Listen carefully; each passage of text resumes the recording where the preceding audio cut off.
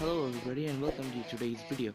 Today I will be explaining the almighty Death Note which can kill people.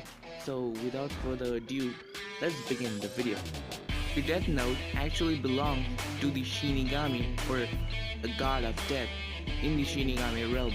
So only the Shinigamis can possess a Death Note unless it is dropped in the human world, which means that this Death Note actually belongs to the Shinigami realm.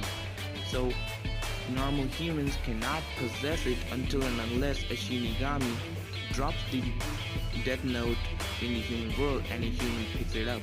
Apart from that, a human can never possess the Death Note. So everyone kind of knows how the Death Note works, but there are some limitations to it, of course, like you cannot kill someone under the age of 720 days, approximately 2 years old.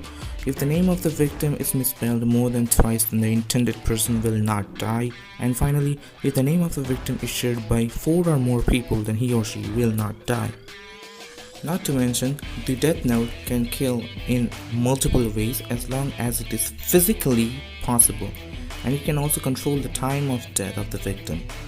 So one thing probably most of us didn't notice, which is that you can also put yourself under the control of the Death Note without consciously knowing.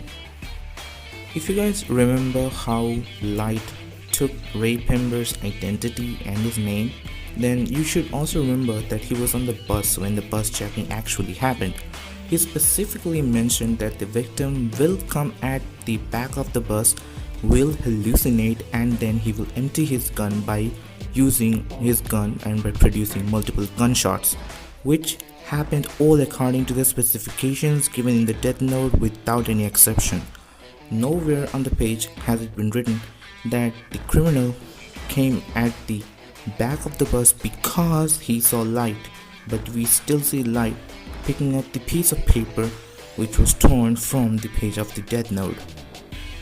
This can be a bit hard to understand, so here is another follow-up example. Remember the death of Ray Pember? You can specify the cause of death and other details first, and then you can write down that person's name, and it still happens. And we all saw how Light manipulated Ray Pember, and this could have been his plan from the very start. Like, let's say Ray Pember meets an anonymous person in the crowd or on a street in a crowded place, and he then proves himself that he is Kira. That's also a possibility. And then he does whatever the anonymous person says without changing any of the details, and he can also add the details after and after, over and over again, and Light does not have to do anything else but just to stand around and watch him. That sounds a pretty solid plan to me, at least. Like, you can keep your identity hidden, you do not know who the person is, and you are under the control of the Death Note. Well, that's how I see it, and of course it's just a theory, but it is possible though. And that said, I think I don't need to explain the rules of the Death Note because that is pretty much obvious to everybody, and I'm trying to focus on the major parts of the Death Note, like what if this can happen, what if that happened. So it's basically a theoretical, but it also can be that if many people tend to think that Death Note rules are not always true, but yeah, it is always true. Just go and watch if you didn't notice that to happen. Alright, now moving on, how strong the Death Note is. Now this is basically the final part of the video. Like, I don't think I need to explain that heavily how things go according to the Death Note's rules and everything. So I think I'll just dive into how strong the Death Note is compared to other franchises, so that you people have a clear understanding of how vast the Death Note, how vast the probability of someone being killed by Death Note is. So let's just dive right into it. Now, this is a question which has been asked for multiple times, like whether the Death Note can kill Goku, Naruto, Ichigo, etc. See, the Death Note universe has no knowledge of other powerful species such as the Saiyans or aliens, demons, angels. They have no idea. So the notebook can't kill them, which means it cannot kill Goku, Vegeta, Meliodas, etc. With that said, it should be obvious that Death Note is also powerless against Shinigamis if you just didn't happen to notice that in the series. Well, the Death Note might seem invincible, but that's not the case because let's talk about immortal characters such as Hidan from Naruto, Zeref and Mavis from Fairy Tail. Like they cannot be killed by any means possible, and since the Death Note does physical damage, and you might argue that yeah, with heart attacks, Zeref and Mavis are like poop, they die.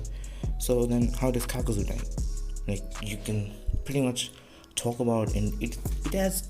I mean, it's just a debatable option. Like you can debate over and over again this that Death Note is. I see. There's no hate. Death Note is pretty powerful, but it has got so fast. I mean, it has so many ground to cover that it does not always work. Okay, now let me just tell you how many characters it can work on pretty much any human. For example, Madara, Hashirama, Naruto, Ichigo from Bleach, Saitama from One Punch Man, etc. etc. With that established, now let's move on to the half-breeds such as Gohan, Kaneki, etc. Now, don't get me wrong, they will also not die because the Shinigami specifically mentioned that only humans can die, and even if they're half humans, it won't affect them because all possible victims that I have mentioned earlier were completely human. So I hope that broke down the Death Note quite well. Feel free to like, share, and subscribe for more anime content. The Anime Guy out.